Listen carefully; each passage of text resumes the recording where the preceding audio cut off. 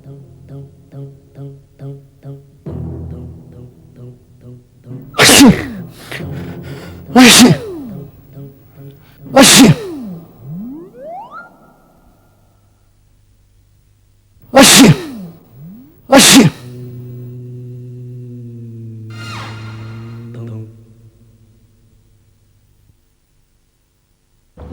Madam madam madam madam, एक आदमी गुरखा पहन के अंदर घुस आया है।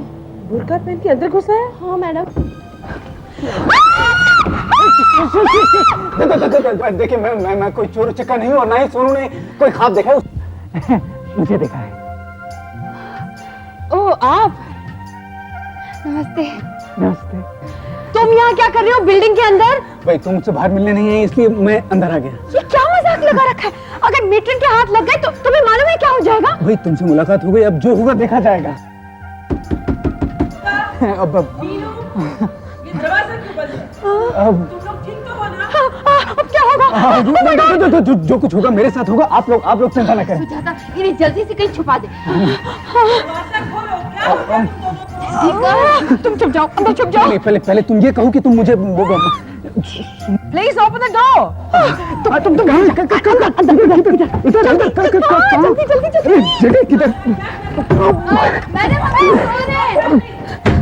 तुम लड़कियां क्या कर रही हो? दरवाजा खोलो। Yes madam, 1 minute. Please open the door.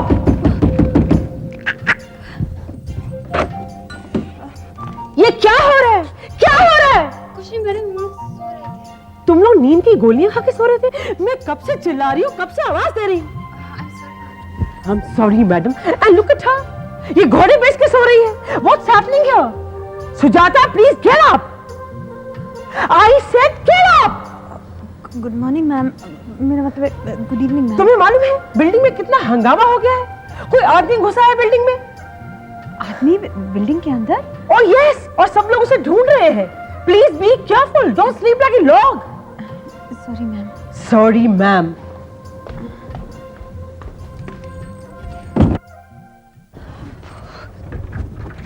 देख लो, उधर पाइप लगी हुई है, वहां से उतर जाओ, जल्दी से जाओ जाओ। देखो फिलहाल मैं चला जाता हूँ, लेकिन अगर 1 घंटे के अंदर तुम मुझसे मिलने नहीं आई तो मैं वापस आ जाऊंगा। सुजाता, मीनू, ये दरवाजा फिर से क्यों बंद कर लिया? तुम जाओ। नहीं, पहले तुम बारह करो। हाँ किया, अब जाओ, अब जाओ। Promise promise promise. ओके। यहाँ से नहीं, उधर से, उधर से। What is wrong with these girls?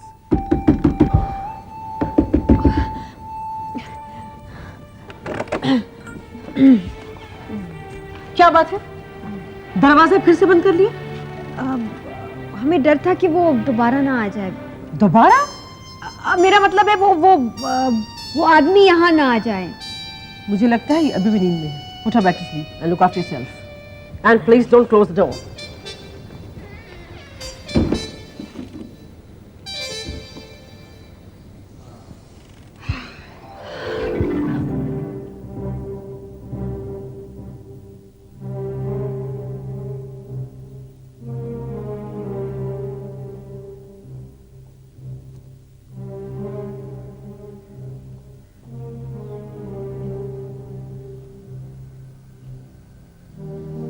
मेरी पूरी नौकरी में ऐसा पहली बार हुआ है कि कोई आदमी बिना परमिशन के आश्रम में घुस जाता है। वेल, ताजुब इस बात का नहीं है कि वो आश्रम में घुस जाता है। ताजुब इस बात का है कि वो आश्रम से गायब हो जाता है। आप में से कोई मुझे बताएगा कि वो आश्रम से कहां गायब हो गया? सुजाता की अलमारी में। कैसे गायब हो गया? खिड़की के पास वाले पाइप से। क्या वजह थी उसकी आने की? मोहब्बत। सब लोगों ने उसकी तलाश की, सारा आश्रम छान मारा, लेकिन वो पकड़ में नहीं आया। इसका मतलब है किसी ना किसी ने उसकी मदद जरूर की है। मैं और सुजाता हाथ खड़े कर दें? चुप। आप में से मुझे कोई बताएगा कि वो किससे मिलने आया था या फिर क्यों आया था। मैं जानती हूं मेरे लाख पूछने पर भी आप नहीं बताएंगे और मुझे ही पता करना पड़ेगा। ये कोई मुश्किल बात नहीं है, मैं पता कर लूंगी। लेकिन एक बात मैं आपको बता दूं, जिस दिन मैंने पता कर लिया और आप में से जो भी पकड़ा गया वो उसी दिन इस आश्रम से बाहर कर दिया जाएगा।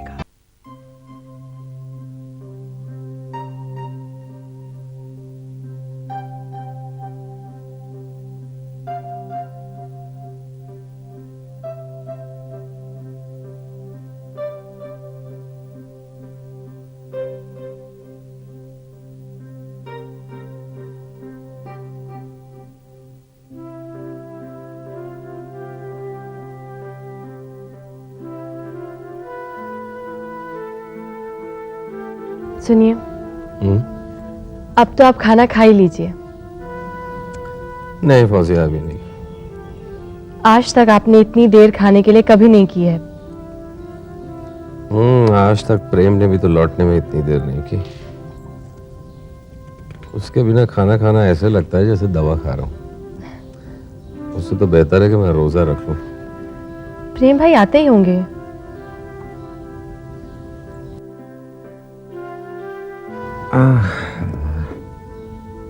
तीन घंटे से तो हम लोग उसका इंतजार कर रहे हैं। आज तक उसने कभी ऐसा किया नहीं। आज तक उन्हें कभी मोहब्बत भी तो नहीं हुई थी। नया नया प्यार हासिल हुआ है। आज की शाम उन्होंने उसके नाम कर दी होगी। अब तो प्रेम भाई को देर सवेर हो ही जाया करेगी। अब आप आदत डाल ही लीजिए मोहसिन। खुदा करे कि ऐसा ही हो। लेकिन उस कमबख्त को एक फोन तो करना चाहिए था। ये हमारा दिल बैठा जा रहा है, जनाब इश्क फरमा रहे। क्यों? आप अपने दिन भूल गए क्या, जब आप मोहब्बत के नाम पर 3 दिन तक गायब थे और आपको ढूंढने के लिए आपके अब्बा हुजूर को पुलिस की मदद लेनी पड़ी थी। अरे उन्होंने तो पुलिस में रिपोर्ट भी दर्ज करवा दी थी कि मोहसिन मियां आखिरी बार हाजी अली की दरगाह के बाहर देखे गए थे। उन्हें क्या पता था कि हम अपनी फौजिया के पीछे अजमेर शरीफ के लिए निकल चुके हैं। वैसे आपका कमाल था मोहसिन, आप मुझसे मिलने के लिए ट्रेन में बैठकर मुंबई से अजमेर शरीफ तक आ गए, और वो भी किसी को बिना बताए। आपको जरा सी भी फिक्र नहीं हुई कि आपके जाने के बाद आपके घर वालों का क्या हाल होगा? अजी मोहब्बत की बेखुदी में कहां पता चलता है कि क्या महाराष्ट्र और क्या राजस्थान। उन हालात में तो महाराष्ट्र, गुजरात, पंजाब, राजस्थान सब एक हो जाता है। देखना फौजिया, जिस दिन हर इंसानी दिल में मोहब्बत एक साथ जोर मारेगी ना, उस दिन सारे पासपोर्ट के दफ्तर बंद हो जाएंगे। किसी वीजा की जरूरत नहीं पड़ेगी। सारी दुनिया एक मुल्क हो जाएगी। वाह वाह वाह, ये सब मैं जानती हूँ, क्योंकि जब 3 दिन बाद आप पकड़े गए थे तब आपने यही सारी बातें करके अपने वालिद साहब को इम्प्रेस किया था। और वो इम्प्रेस हो भी गए थे। उसी रात उन्होंने हमारी शादी के लिए रजामंदी भी दे दी थी।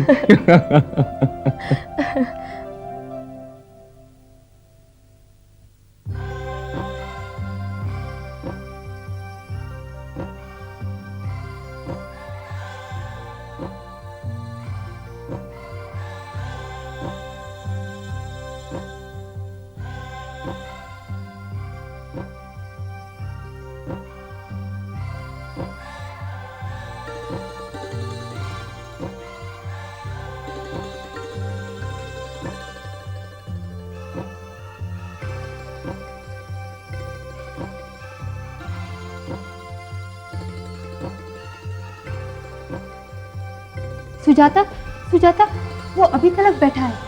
पिछले 2.5 घंटे से वो तेरा इंतजार कर रहा है। मैं नहीं जाऊंगी। तूने वादा किया है। मैंने कोई वादा नहीं किया, उसने मुझसे वादा लिया। तू दूसरी बार ऐसा कर रही है, कहकर नहीं जा रही है। मैं अच्छी तरह से जानती हूँ मैं क्या कर रही हूँ। और कुछ नहीं। ज्यादती कर रही है तू। ये ज्यादती हम दोनों के लिए बेहतर है। हमारी बेहतरी हमारी जिंदगी इस आश्रम से बाहर बसने में है। पता नहीं तुम मेरे पीछे क्यों पड़ी है। मैं तेरे पीछे इसलिए पड़ी हूँ क्योंकि बचपन से हम इंतज़ार करते आए हैं कि कोई आए, हमें अपनाए और आकर हमें यहाँ से ले जाए। और जब कोई ढेर सारा प्यार लेके तुझे अपनाने आया है तो तू पीछे हट रही है। ये बदनसीबी तू अपने ऊपर थोप रही है। मुझे डर लगता है कि ये सब मेरे हाथों से छूट जाएगा।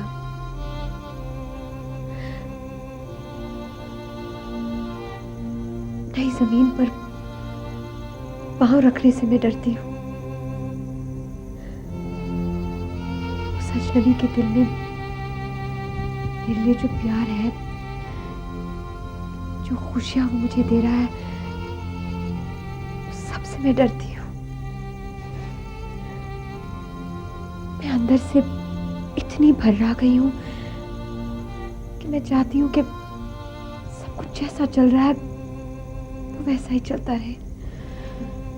ठीक है, तेरे साथ जो चल रहा है वो तो चलता रहेगा, पर उसका क्या जो तुझसे प्यार करता है, जिससे मिलने का तू 2 बार वादा कर चुकी है और जिसने तेरे कमरे तक आने का खतरा मोल लिया और जो 2.5 घंटे से तेरा इंतजार कर रहा है। और थोड़ी देर देखेगा, तू नहीं आई ना तो वो दोबारा बिल्डिंग में आने की कोशिश करेगा और इस बार बेशक पकड़ा जाएगा, पुलिस के हवाले कर दिया जाएगा और तुझसे मोहब्बत करने की सजा भुगतेगा। तो जाकर उसे कह दे कि वो दोबारा यहाँ ना आए। उसे समझा कि मेरे कहने से समझ जाए, मामला इतना आसान नहीं है। जो कहना है तुझे कहना होगा, जो समझाना है तुझे समझाना होगा। जो कुछ समझाना होगा मुझे खुद समझाना होगा ना। तो ठीक है, चल।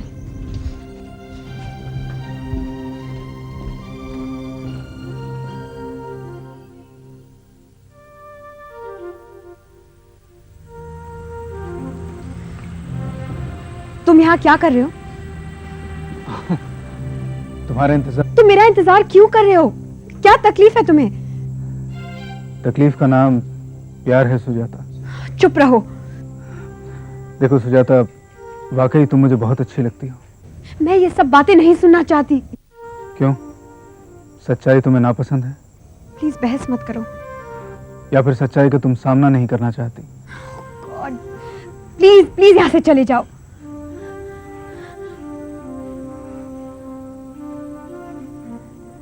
क्या हो गया तुम्हें? अचानक इतना हड़बड़ा क्यों गई? हमारे उम्र के लड़के लड़कियों के बीच तो ये आम बात है ना। आपको कोई अच्छा लगता है, आप अपने दिल की बात उसे कह देते हैं। और ये भावनाएं कितनी पवित्र होती हैं।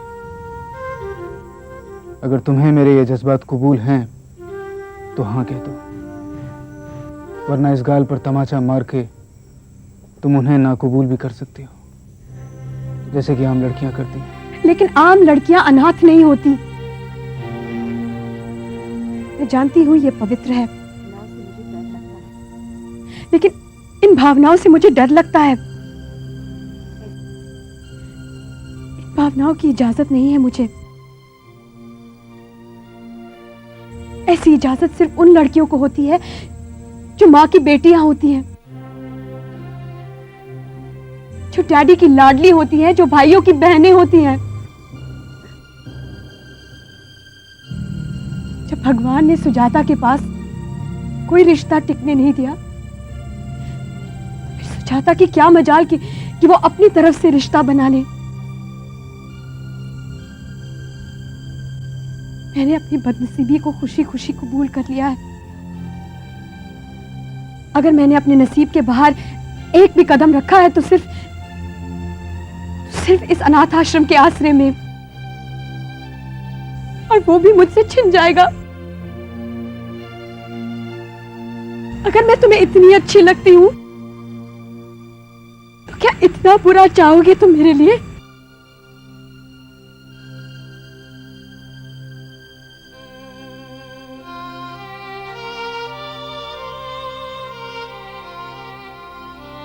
देखिए, आप बुरा मत मानिए, सुजाता बहुत अच्छी लड़की है, लेकिन आज पता नहीं उसको क्या हो गया।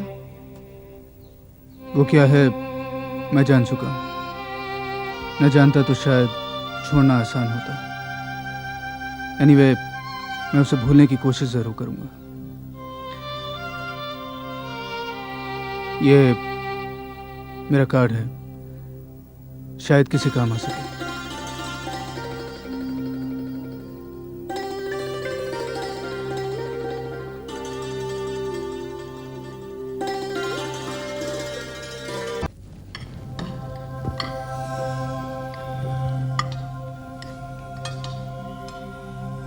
अच्छा है, चलो जिसको जो चाहिए फटाफट ले लो और पेट भर के खाना खाना सभी, ठीक है? अरे भाई क्या बात है, आज ये दावत कैसी? बस यूं ही घर में बोर हो रही थी तो सोचा बच्चों के साथ दिल बहला लूं। अच्छा, जानती हो रश्मि, जब तुम बच्चों के बीच होती हो ना तो ऐसे लगता है कि तुम्हारे चेहरे से ममता की किरणें फूटने लगती हैं, जैसे तुम कोई इस दुनिया की औरत नहीं बल्कि कोई देवी हो। और भाई ये बच्चे तो तुम्हारे अपने भी नहीं हैं, जब तुम्हारे खुद के बच्चे हो जाएंगे तो रोहित, क्या हम इनमें से एक बच्चा नहीं ले सकते? रश्मि प्लीज रश्मि, देखो समझने की कोशिश करो।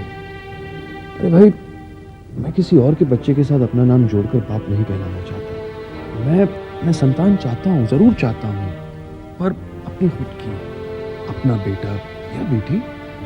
रोहित, इसके लिए तो कितना जतन कर चुके हैं, 5 साल बीत चुके हैं और सच पूछो मैं तो बिल्कुल निराश हो चुकी हूँ। और मैं बिल्कुल निराश नहीं हुआ। जानती हो क्यों? क्योंकि आज ही मेरी बात एक ऐसी गायनेकोलॉजिस्ट से हुई है जो बहुत ही फेमस है, अभी अभी अमेरिका से लौटी है, डॉक्टर मिसेस भारद्वाज। उन पर मैंने उनको केस समझा दिया था। उन्होंने कहा कि केस कॉम्प्लिकेटेड जरूर है पर नामुमकिन नहीं। In fact she is so confident कि कल हमें दोपहर को अपॉइंटमेंट भी दिया है उन्होंने। अच्छा भैया, आप इन बच्चों को जल्दी से खाना खिलवाइए, मैं ऊपर जाकर कपड़े बदलता हूँ क्योंकि इस बच्चे को लगी है भूख।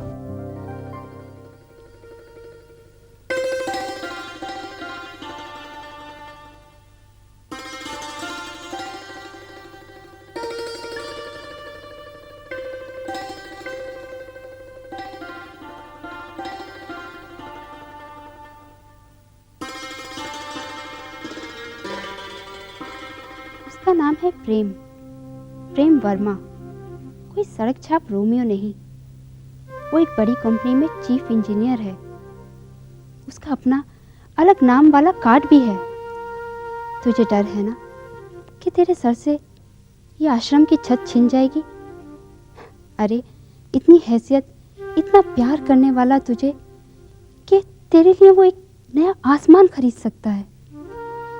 वो एक पढ़ा लिखा समझदार आदमी है, कोई गैर जिम्मेदार कॉलेज का लड़का नहीं। तो फिर तू क्यों अपनी खुशियों को ठोकर मार रही है सुजाता? भाषण बंद कर और सो जा। हाँ, तू सच्चाई से आंखें मूंद ले और सो जा, डरपोक कहीं की। तू बेकार में बात बढ़ा रही है।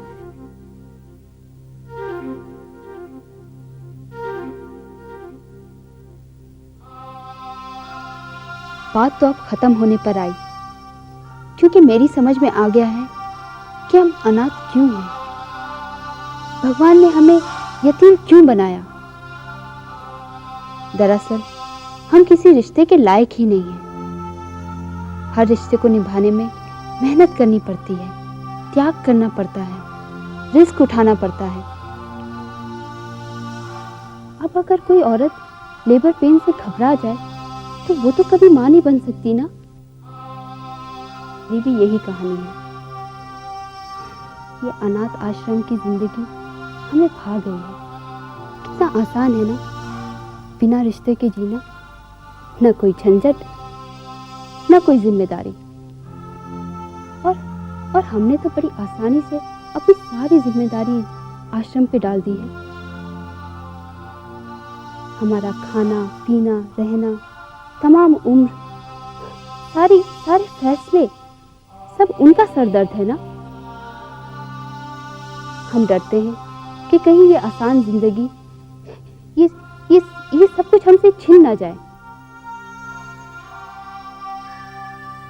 सुजाता, हम जिस लायक थे ना, भगवान ने हमें वही बनाया है, यतीम। बस अब किसी से कोई शिकायत नहीं है।